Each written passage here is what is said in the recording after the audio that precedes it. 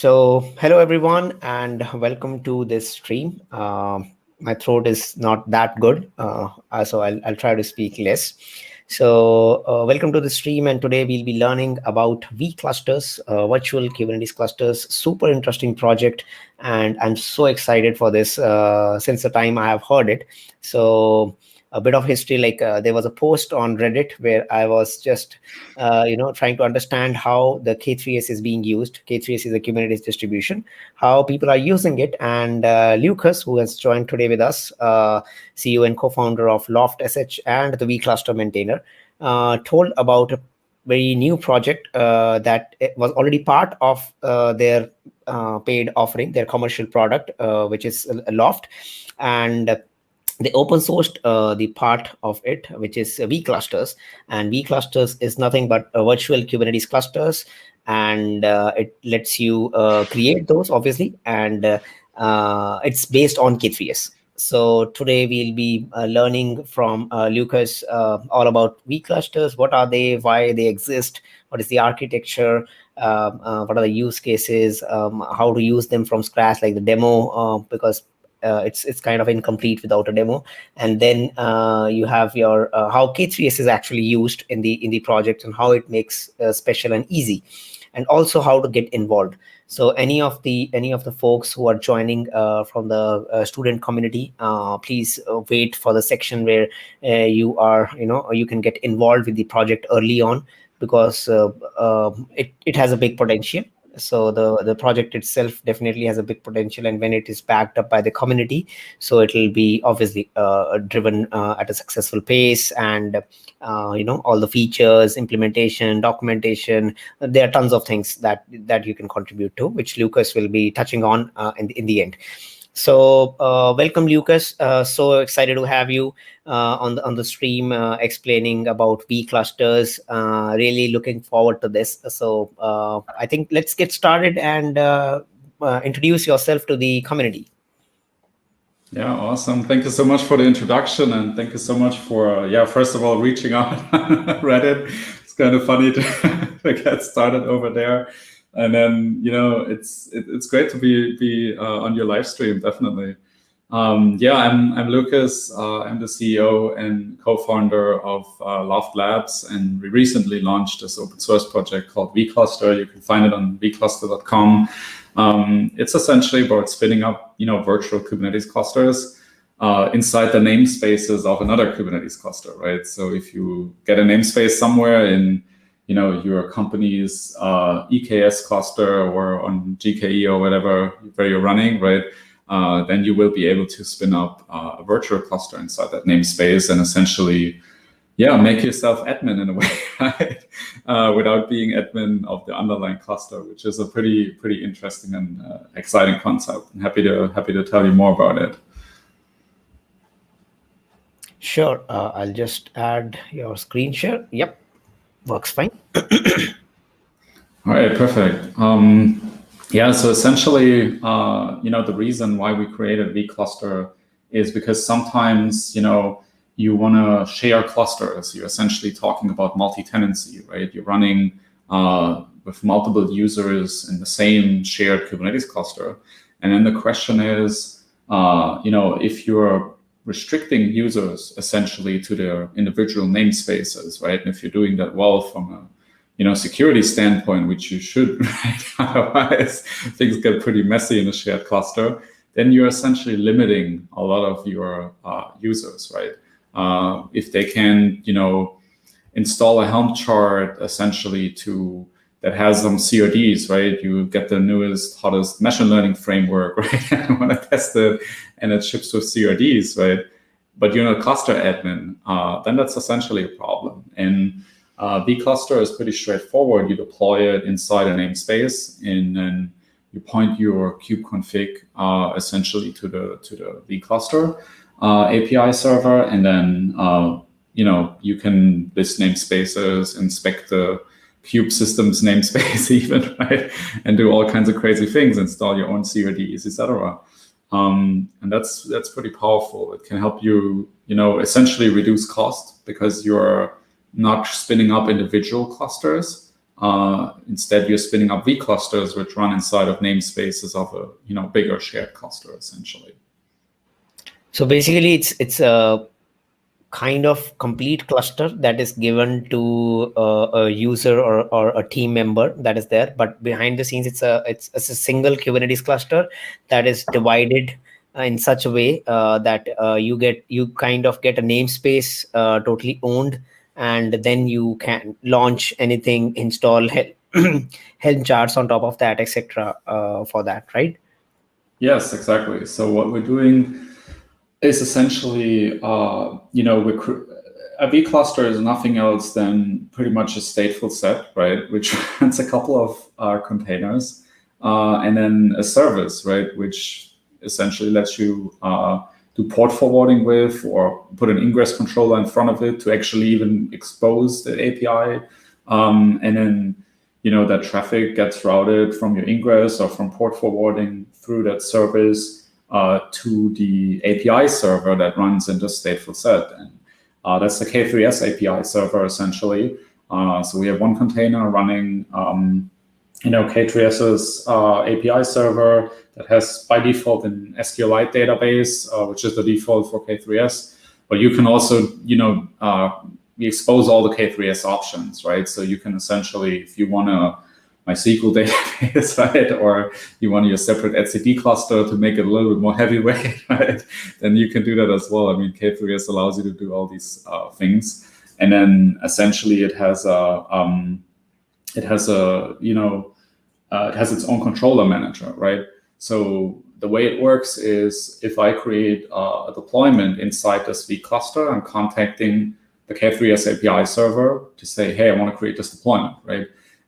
Then that gets persisted in your SQLite database, or MySQL or whatever you're using as a storage backend for your virtual cluster. And I created a deployment now. I created 5 namespaces, right? But everything exists only inside the virtual cluster's data store. Nothing touches the underlying cluster. And then the only reason that the underlying cluster, is relevant is actually to start the containers, right? Because there's one thing that the virtual cluster does not have, and that's a scheduler, right? The scheduler that actually schedules containers, it doesn't have that because it technically is not a separate cluster. It does not have it doesn't have nodes. It doesn't have its own nodes, right? So it somehow needs to talk to the underlying cluster to actually start containers. I think we have a pretty interesting diagram on the website here. We just scroll a little bit down, essentially explaining the workflow, right? So if I'm inside my virtual cluster and I have my host namespace, as you can see it down here, right? That's running on some kind of Kubernetes cluster inside this namespace. We run the virtual cluster, which is basically our stateful set, right? With this SQLite database, etc. If I create namespaces in this virtual cluster, they only exist in the virtual cluster. They don't ever exist in the underlying cluster. And if I now deploy something like, just like a Nginx or something like that, right, into one of the namespaces that I have created, I would create this deployment, right? It's stored in my SQLite database right now. It exists in my virtual cluster's API server. I can, run kubectl get deployment to see it, right?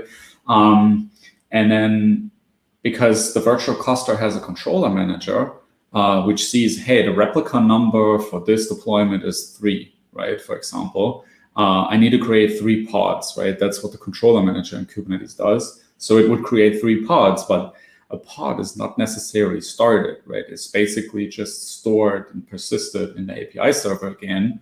And again, entirely just exists in the virtual cluster. So far, everything we're creating is inside the virtual cluster. And for actually starting these containers, we have a component called syncer. And this syncer is where actually the magic happens, right, for virtual clusters. It detects these pods inside the virtual cluster and now copies these pods to the underlying host namespace. Not the deployments, not the services, or whatever you're creating. First of all, just the pods, right? Because it essentially needs to create these containers. And then the underlying cluster, that cluster has a scheduler and would schedule these pods on the nodes of your cluster, right? You can have node restrictions, etc., to only put them on certain nodes in your cluster, right? The regular Kubernetes API, right? You can run admission controllers and do policies on these pods being created. You can enforce network policies, so only the pods inside this host namespace can talk to each other, but not to other namespaces, right? To kind of isolate the network for different virtual clusters. And, your workloads are spinning up, and we're synchronizing the status as well, right?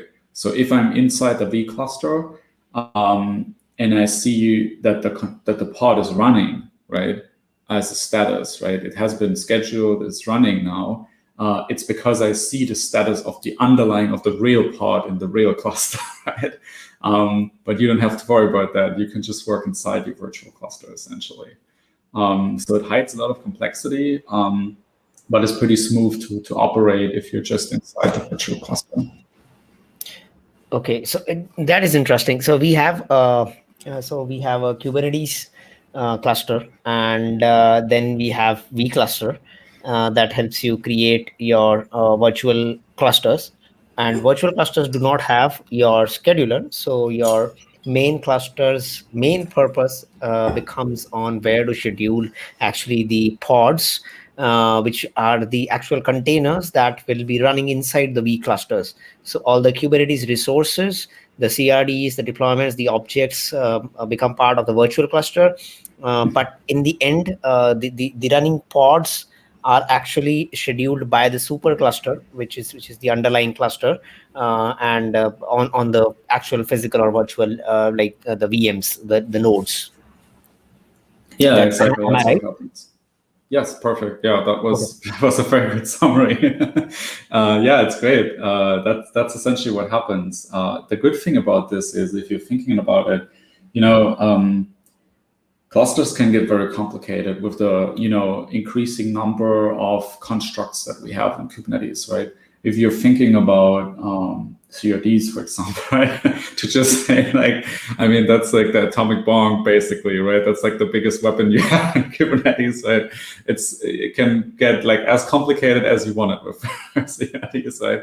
And it's really hard to do that and share a Kubernetes cluster, right? When everybody deals with their own CRDs, you may have conflicting versions of CRDs, right? You have to be admin to manage them and upgrade them and all these kind of pains, right? With vCluster, you can manage them independently inside your vCluster. And the underlying cluster can actually be pretty dumb, right? That underlying cluster, you can work with your CRDs and you have like a really full-blown cluster, which can do a lot of things, right?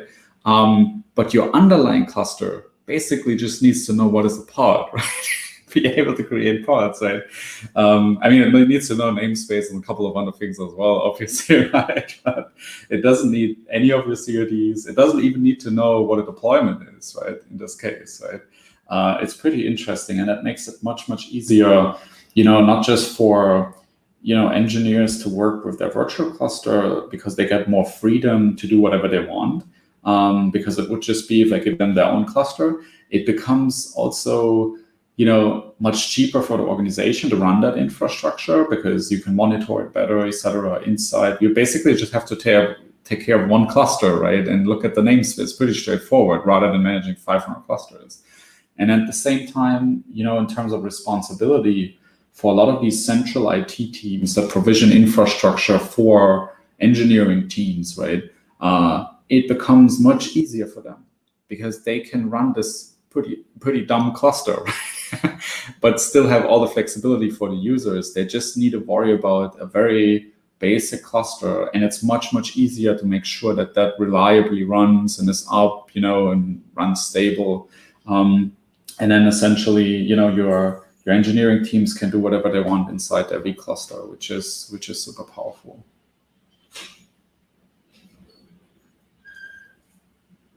Yeah, I think that's pretty neat.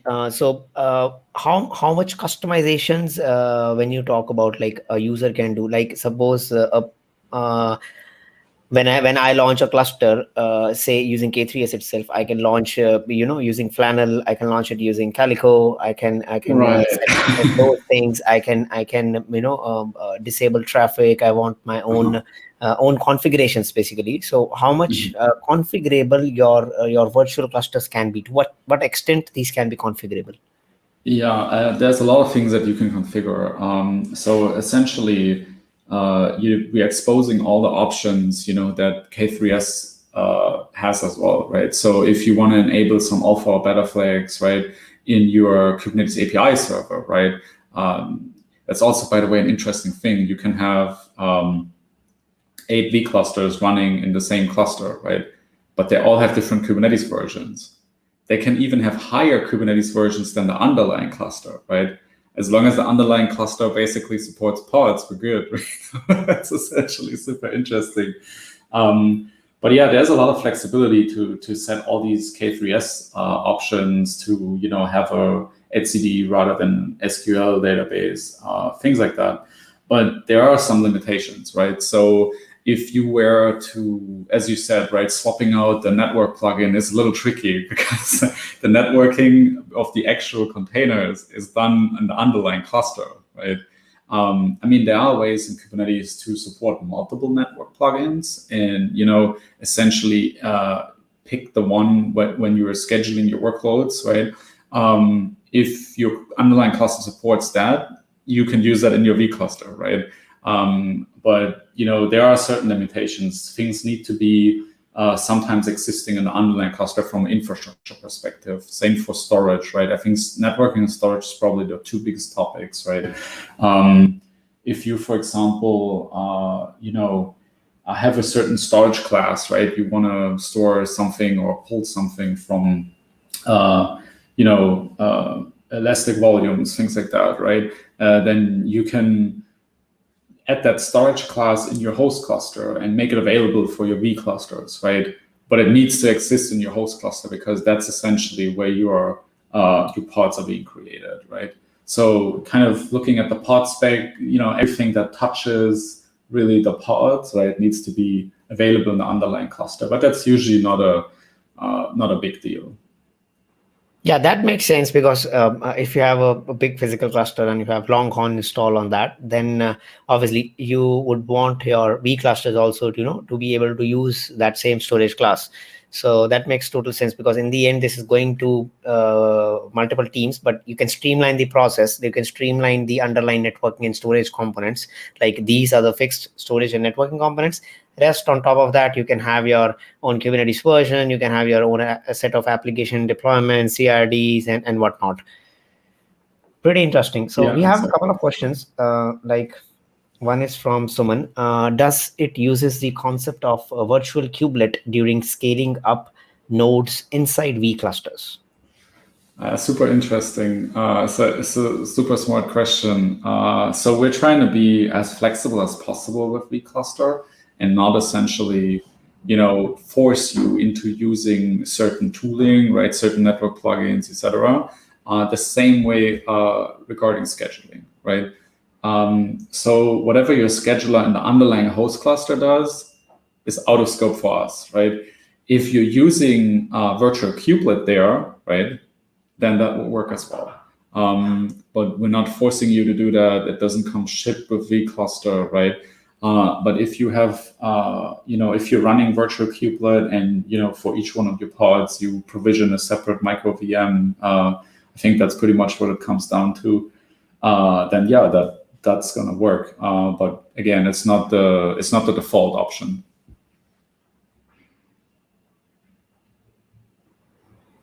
Cool.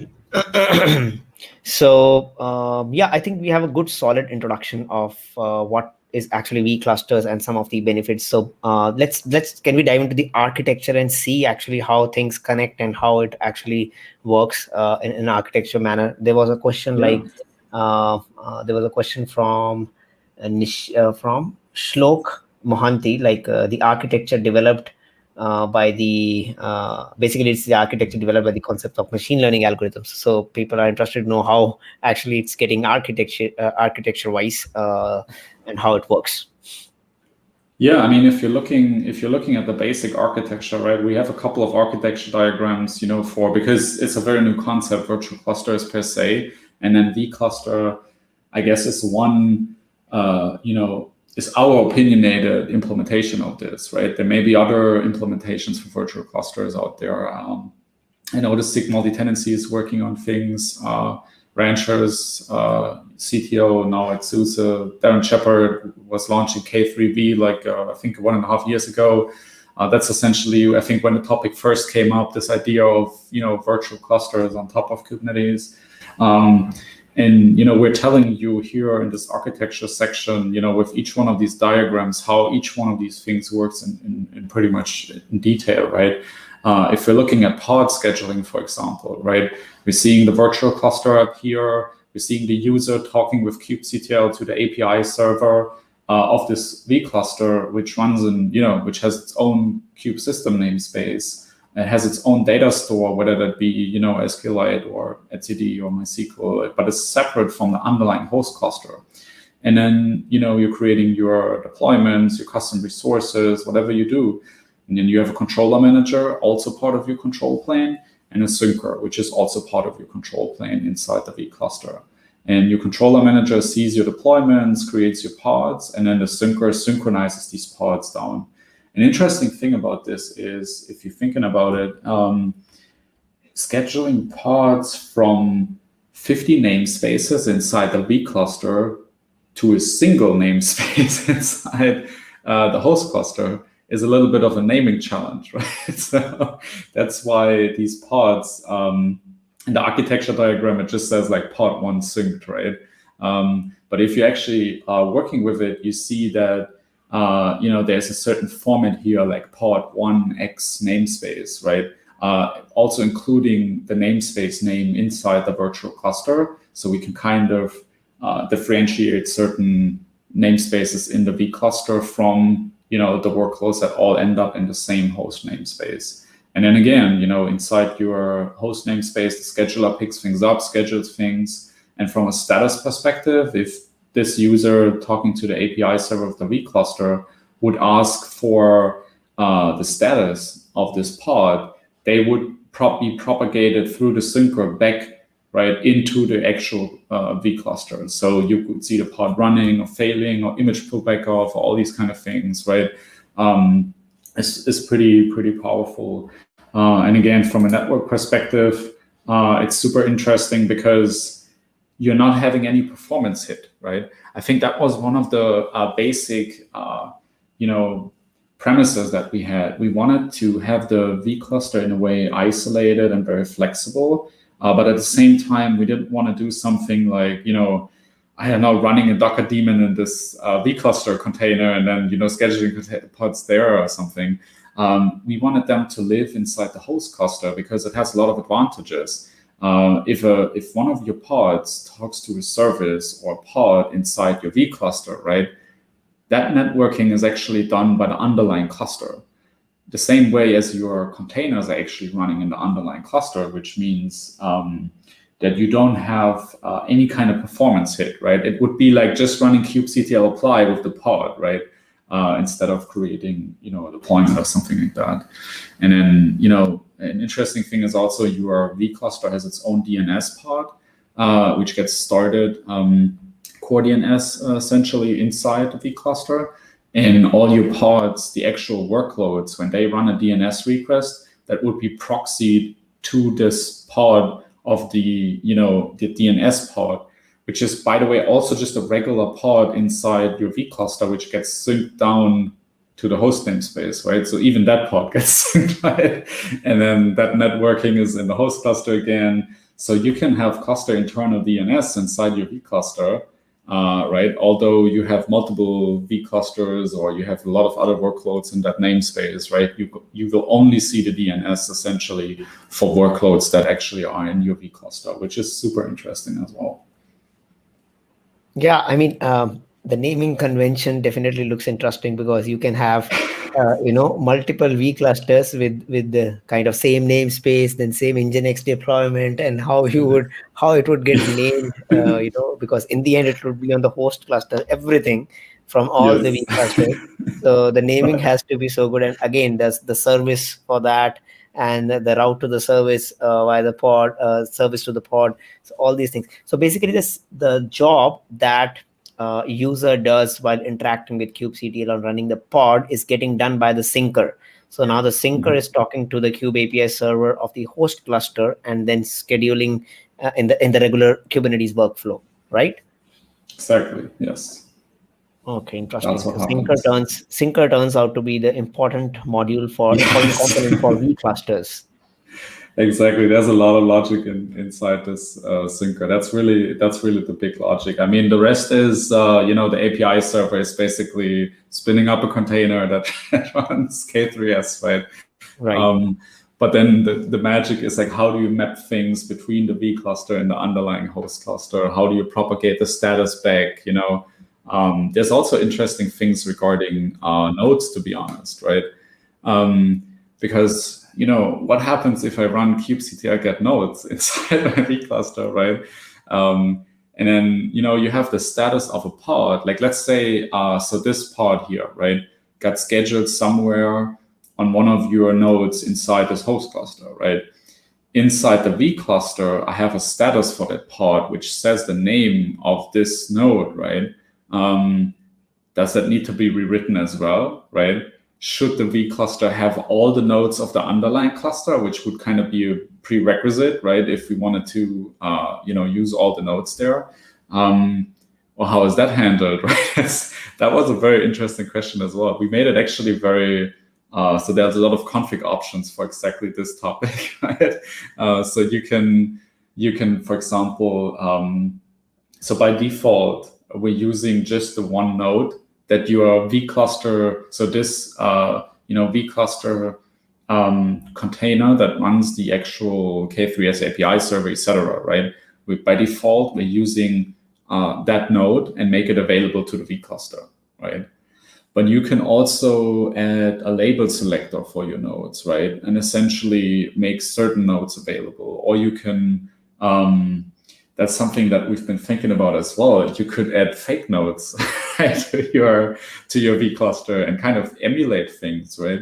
So let's say you wanted to test, a daemon set, right? You wanted to test a daemon set, right? Something that runs on, and you want to test, hey, how does this daemon set perform when I run it on a 5,000 node cluster?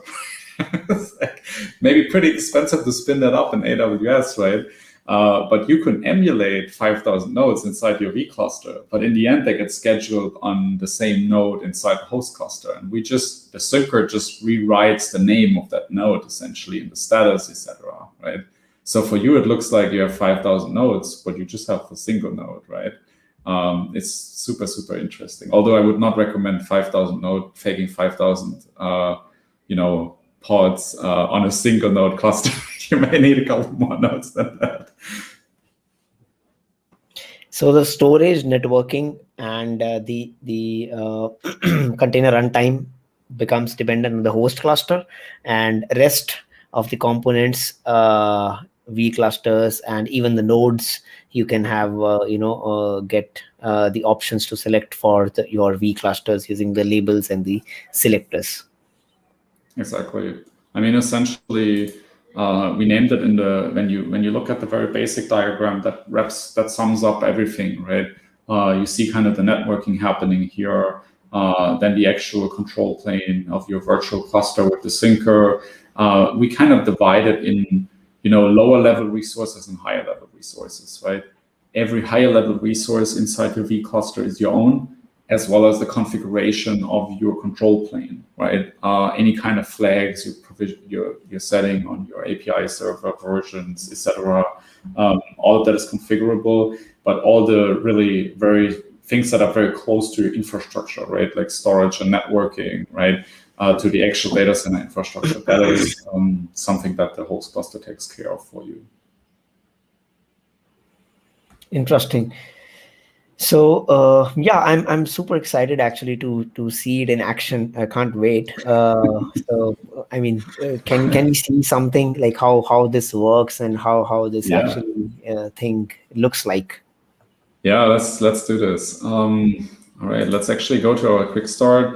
It's pretty straightforward to work with vClusters because we added a pretty lean CLI tool. Under the hood, again, it's really just creating a stateful set, for example, right? It's not any kind of magic that CLI does, but it is easier than creating a 100-line YAML file running kubectl apply, etc., and having to manage things. So it's pretty straightforward. You just download the CLI. It's a single binary. It's available in the GitHub releases, right? You pick your platform and essentially run the install command. I already have that installed. And then you can create a vCluster in any Kubernetes cluster. You just need a context that points to Kubernetes cluster. So let's just copy this command here and go to the terminal. So I'm connected right now to Docker Desktop, right? So it can run in Docker Desktop or can run in another K3s cluster, right? It doesn't matter where it's running. Like if you spin up a pretty quick K3s cluster in Sivo Cloud, for example, right? That should work, right? And then you just essentially create a namespace and then deploy to that namespace. So let's take a look here. Let's take a look at the namespaces. Nothing special here, right? We have a couple of default namespaces.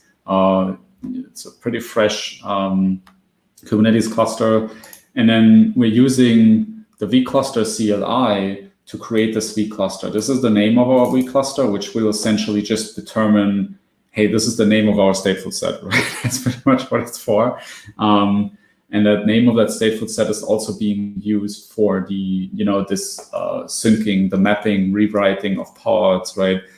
Because as you said earlier, we could have 5 vClusters in the same namespace running, right? Because it's basically just a stateful set. So we're using that and the host and the, namespace name inside your vCluster, both as a kind of suffix to the name that we create in the underlying cluster. And then we have a regular, -n namespace flag. We don't even need to create that namespace. vCluster is just going to create that for us. So if we're running this command, we're also very much about, transparency in a way that in the CLI tool, it doesn't do any kind of magic, right? It basically tells you, hey, what I did here was basically just run Helm, right? So vCluster by default comes as a Helm chart. Again, you can also run kubectl apply, right, to apply the resources directly. But it's just easier if it's bundled in a Helm chart. You can easily get rid of it, by uninstalling the Helm chart. And, the CLI just makes it even easier because, compare this command with this one, right? It's just a little handier, right? And then let's take a look at what happens now. So essentially, what happened is because we passed the flag to Helm, it created a namespace for this deployment, right? And inside this namespace, we can what's namespace 1? We can take a look at what's inside here, and we see, this is our pod that has been created. You see -0, right? Because it's a stateful set, so it's regular numbers, right? And you see that has 2 containers in there. One is the control plane, which is your API server, controller manager, etc., everything that K3s packages in a single binary. And then the other container is essentially the syncer, right? Connecting to the K3s cluster and syncing things down to the host cluster. And interestingly, we already see core DNS down here, right? Which is a pod that has automatically been started. We see this is the actual name of the pod. Then we see this -x here, and then we see it's running inside of kube system inside our vCluster, and it's the vCluster number 1, right? That we were just creating, the name of our stateful set here. That's kind of how the mapping happens. But let's actually dive into, let's go back here and take a look at the next step. And that's how do you actually connect to this vCluster? Because so far we've been talking to the real cluster, right? The magic happens in these steps here, right? So essentially we're connecting to the vCluster. And again, this is not some kind of magic that we came up with, right? So the only thing this does, let me actually show something first. So as we've seen inside our host namespace, right? We can also post namespace one. We saw the stateful set, and we also see that there is a service here for the stateful set, right? And that service points to the Kubernetes API server, the K3s API server in our vCluster. So to connect to that, we can either create an ingress and make it available on domain, and then we need to worry about security and protecting that, or we can just start port forwarding, right? And that's what this command here is doing. vCluster connect is basically just kubectl port forward, right? A little bit easier because it lets you pass the name of the vCluster pretty straightforward, and there we go, port forwarding is up and running, right?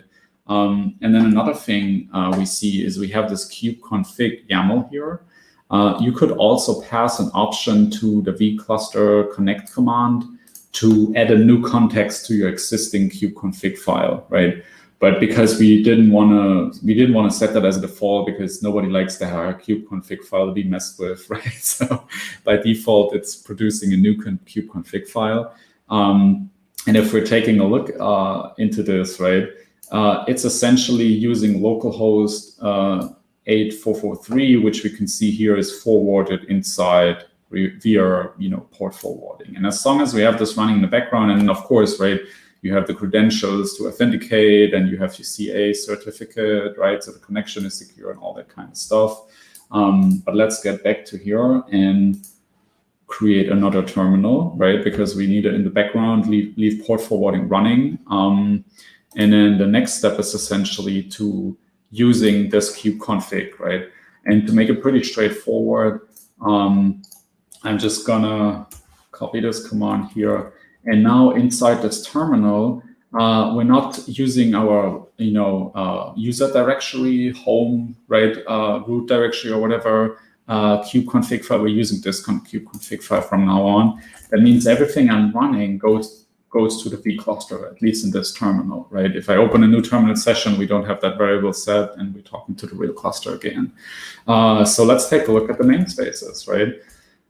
I can run get namespaces, and we can see those are the namespaces in my vCluster. And we see they're just like 4 minutes old, right? We just created that vCluster. It has just been stored in the data store in here. And we can run kubectl get pods namespace kube system, right? To actually see, hey, this is our core DNS. It's pretty interesting. You can see that here. And again, we can open another session and run kubectl get pods namespace host namespace one, right? To see, hey, this is the kind of paired pod that has been synced to the actual cluster. Yeah, let's switch back to the vCluster, and let me actually copy that command so I don't need to type everything. We could, for example, just create a namespace and create a deployment in that namespace as a next step. So we're creating this namespace, demo nginx, and then we're creating a deployment, nginx deployment in this demo nginx namespace using the latest nginx image. And there we go. That's our deployment. We can take a look at this, right? And we see the status has been synchronized, right? We can, if I would have, for example, let me try this. Actually, let's call it wrong or something like that, right? Let's just try to do something like this, right? To kind of see what happens. We would see, this one cannot be scheduled, right? Because that image apparently does not exist on Docker Hub, right? And then we can run kubectl describe, let's do deployment in the namespace demo nginx. And we would actually, get the status here of this being synced up, right? It's pretty straightforward, and we see the same stuff for pods as well, right? So if we wanted to run kubectl get pods namespace demo nginx, we could run. Oh, now we have an error image full, right? We see that the status has just updated essentially. The syncer has seen that, right? Propagated it back. Yeah, and we see all these things happening inside our vCluster. Just as we were in a regular Kubernetes cluster. But again, inside the underlying cluster, we see what actually happens here, right? So our Nginx deployment, this is the pod that has been created for this very first one we did, right? The one that was working. And we see it's in vcluster1, it's in demo Nginx namespace, and this one is the second one, the second pod we created, and image pull back off. And if we go back to this one here, we're going to see image pull back off as well, right? It's always kept in sync through the syncer. All right, I think that was the pretty basic demo. and we can expose this as well, right? I mean, expose this as a service and then access. Oh yeah, yeah. Cluster. Exactly. Yeah. So we have that one. So we do have a guide exposing vCluster here, which essentially shows you, hey, this is how you would create a service with a load balancer to expose this, right? And then you can put an ingress on top of that, right? So it's regular. It's just a regular service in Kubernetes, right? As long as you have an ingress controller, for example, or any kind of ability to create a load balancer with public IP, right? You can export this service. There's nothing too special to do about it. Again, there's also a guide for using different data store, right? If you want to use one of these supported data stores, right, by default it's SQLite, but we can also use any of the K3s supported ones. You can follow this guide to deploy that. And then I think someone actually in the chat wrote about this. Yep. How does monitoring work, right? Yeah, there's a guide for that as well. So essentially, the vCluster essentially has a metrics server that you can deploy, right? And you can scrape the regular metrics of that vCluster as you could do with a regular Kubernetes cluster, right? So if you're using something like Prometheus, right, create a service monitor or things like that, it would work exactly the same way with this guide. Yeah, I think that's pretty interesting, and it looks like it's so simple. Obviously behind the scenes there have been a good use of technology and good use of technologies like Syncer that you have implemented a piece over there that is doing most of the heavy lifting for connecting both the V clusters and the host cluster. But when you look at it, looks pretty neat. You can easily create the clusters, get the kubeconfig file. Looks like a regular kube config file, looks like regular kubectl, get commands and same. And even when you describe, you see the events that get synced up from the regular pods. So I think that's pretty interesting. And I was just thinking, like, what can be the major use cases? Like one can be easily, like you mentioned, the namespace as a service. Like you are having a team where each one of them want to have their own clusters, run their own set of workloads, own set of CRDs, and things like that. They can use it via the vCluster thing, and less of the management overhead on the super cluster of creating those and managing those, etc. Yeah, I think that's definitely a super interesting use case. That's kind of where we're coming from, in terms of what we are as a company are building, right? And we've been always, we started out in 2018 with building just an open source project called DevSpace, which was it's kind of like scaffold. You make new other developer tools, right? In the Kubernetes space, and it streamlines the development workflow. So we're pretty much coming from kind of this use case, right? And that's how we built the commercial product, and that's how we built vCluster now, right?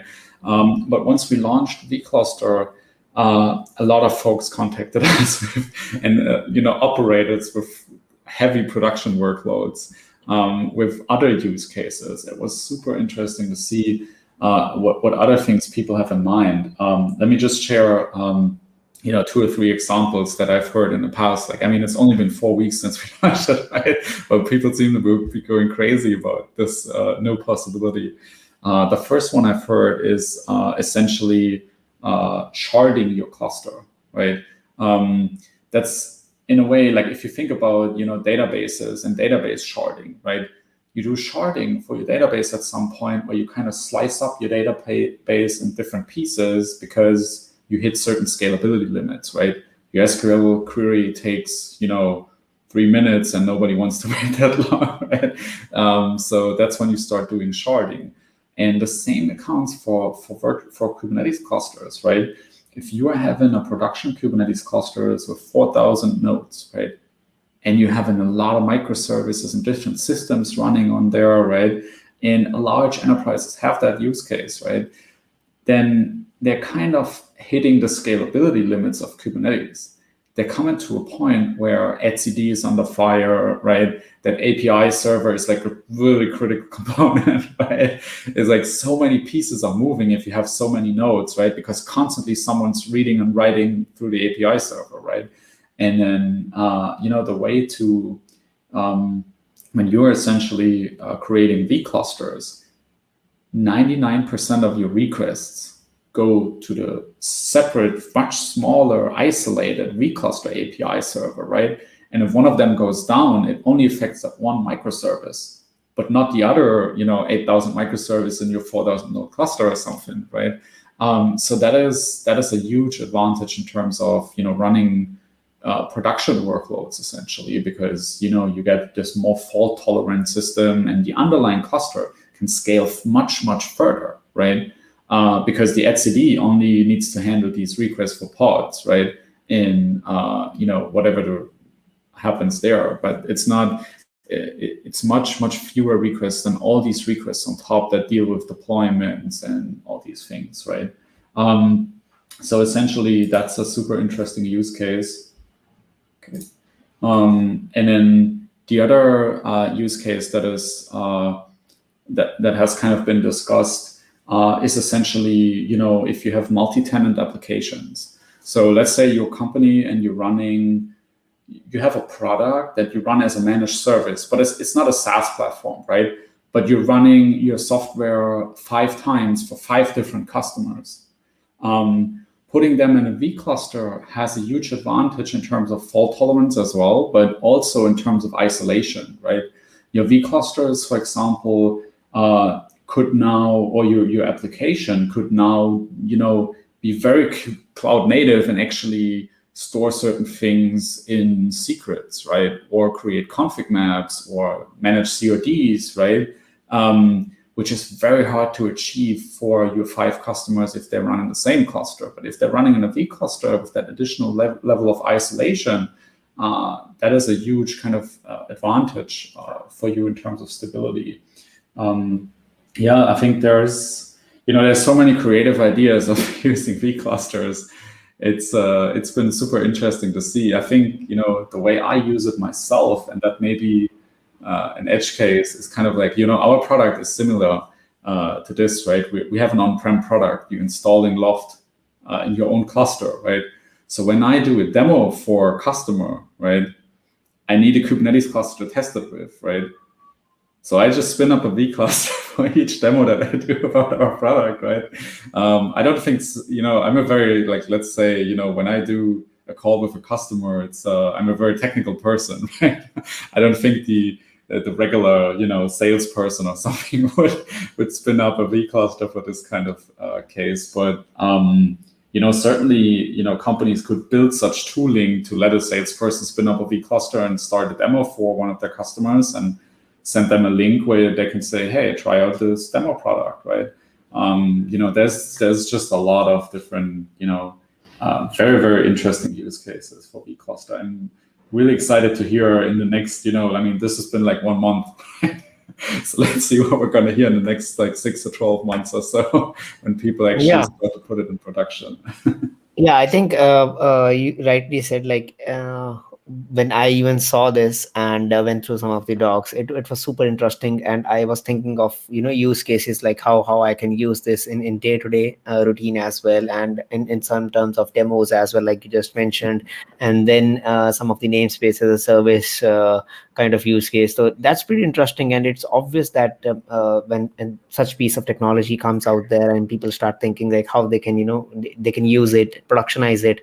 So I think next few months are going to be really exciting to see what vCluster as a team comes up with, the features and the development of vCluster itself, and also the community, how it contributes back for the vClusters. So on that front, how are you leveraging K3s, and kind of a similar question like why K3s you chose, and how well it is tightly integrated in vClusters, and that if you can touch on that front. Yeah, I mean, K3s was just a very obvious choice for us because it's so lightweight. It packages everything in a single binary. It strips away a lot of the things in Kubernetes that, may be optional, may not be required. Just makes things easy to spin up. So we were looking for something very lightweight. And, obviously K3s, since its inception, has been super popular, right? I think Darren was tweeting about this, that K3s actually surpassed Rancher at a certain point in terms of, having more GitHub stars. And it's just super impressive to see things like that. And, K3s has a huge advantage in terms of, or for us, right? Like betting on K3s with vCluster because, it's part of CNCF. It's a certified Kubernetes distribution, right? And on top of that, it's just so great to see that the K3s maintainers in the community, the people working on it, are just incredibly fast, right? So, I mean, we don't have to wait very, very long till, a new Kubernetes version becomes available in K3s, right? And that was like one of the major things for us as well, because, with vClusters, obviously you have the flexibility to choose your Kubernetes version. So if a new version is available, it's great if, a couple of weeks later, it's also available in K3s, and it's a major plus to use that. So yeah, I think that was kind of the main motivation in using K3s. Yeah, big fan of K3s myself. So yeah, I can imagine. Yeah, last piece of bit, and which is the most important one, like for those who have joined and those who will be watching later, how they can get involved with the vCluster team, how they can involve with the project, and what are the various different things that they can contribute to from vCluster's perspective. Yeah, I think what we're really looking for, and what is always a really great option to get started with, is essentially if you try it out and you're running into any issues, right? Here's the way to open up an issue. You go to GitHub, you open up an issue. There are a lot of folks that just open up questions here as well, and that's completely fine, right? If you have any questions, it's just open an issue. It may be an underlying problem. It may just be a usability problem because, apparently you have a question about this, right? So you may need to improve the documentation or something, right? So I think definitely looking into GitHub, subscribing to the project is a great way to get started. Again, everything from the documentation to the actual code is in this GitHub repository. We're also tracking the progress here of, you can kind of see what issues we're already working on.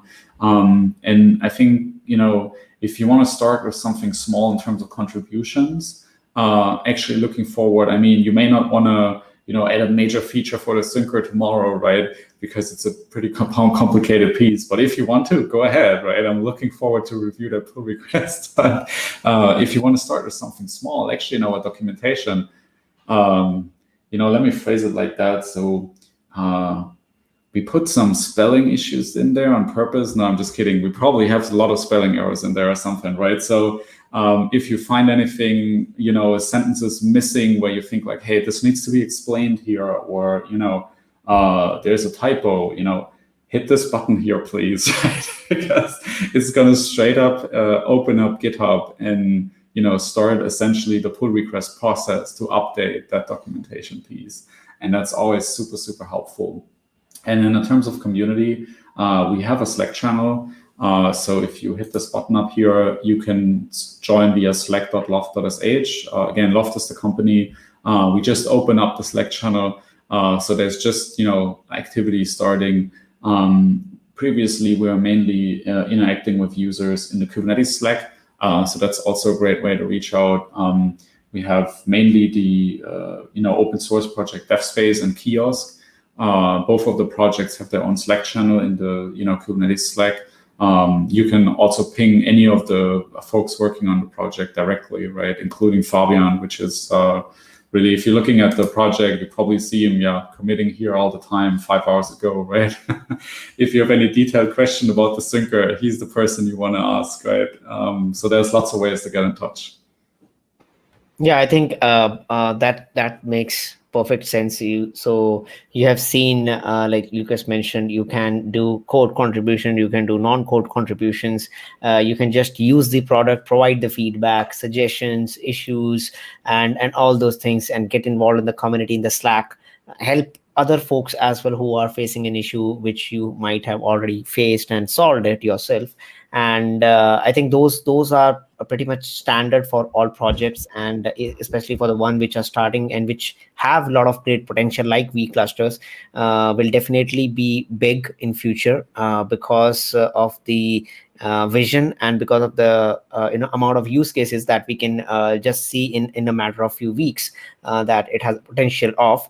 So probably this is the right time to join the vCluster Slack and loft.sh Slack and get involved in the community, just drive around and see how the syncer works. Maybe just see the code, how syncer works, maybe write the docs on how syncer works. And obviously I'm sure Lucas will be more than happy to have that special page in the documentation as well. So probably you can just go through the repository because such projects need the community force to drive them to reach to a certain level, and this project is already having a lot of potential. Definitely I can see, especially, so that would be really interesting to see how the production use cases and how fast we can reach to production with vClusters. So I think that's pretty much it. Lucas has covered almost all the things that we had on the agenda, and we have covered almost all the questions. So great. I know it's DockerCon going on, still we had a lot of folks on the stream. So I'm so happy to have you all on the stream. So thank you all for joining and tuning in today's session on vClusters. Thank you, Lucas, for sharing your time with us for vClusters and explaining the new technology, new piece of things that you have open source to work very hard on. And hope you get a lot of community focus and community contributions from the community. So I look forward to use vClusters myself, and definitely I'll blog around it soon as well. So you will see me more talking on vClusters in future, definitely, and you'll see me around. So yeah. And do not forget to subscribe to the channel if you are new. So saimpathak.com/YouTube is where it is live, and it's also live on Twitch. So saimpathak.com/TV. Both of them you can do the subscribe and the follow. I do Twitch streams as well separately, where I just randomly go and explore a tool. So you can follow the Twitch as well. And that's pretty much it. I'm happy to be on my first stream after battling with COVID. I'm still battling with COVID. So, but still, it's good to be on here, because this is where I feel the more energy and the power when I connect to great folks like Lucas and the community. So thank you all for joining in. You people are the strength. So keep supporting. And thank you, Lucas. Anything you want to say to the community? I just want to thank you for building this great channel up and proactively reaching out to people. That's amazing. I I just shared the GitHub link, I think, on Reddit, and I think that you were the first comment, that sounds cool. Let's have a session on this. It's super amazing. It was fun talking to you today. Thank you so much for inviting me, and I hope you're gonna feel better very, very soon. Get over COVID, and yeah, I hope to see you maybe in person at KubeCon in October or something. Let's see if the world is going to move in that direction. Yeah, looking forward to see a lot of folks in person, including yourself, because this is where, I mean, we get to share the knowledge. I know it's virtual, it's limited. When we meet in person, we talk more, we share more knowledge, but still a good way to interact in these times. And yeah, thank you for joining, and thanks to the community for having see this, learning from this session about vclusters. Do tweet to Lucas and myself if you try the project out, and just spin up a vcluster and see how that works. Even you can do it on the Docker desktop as well. So just try it out, let us know what you think, what you feel, and make sure you subscribe to the channel. A lot of streams are lined up for the next 1 month, and you don't want to miss the fun learning. So thank you all. I'll take the leave for now. Okay, bye. Bye.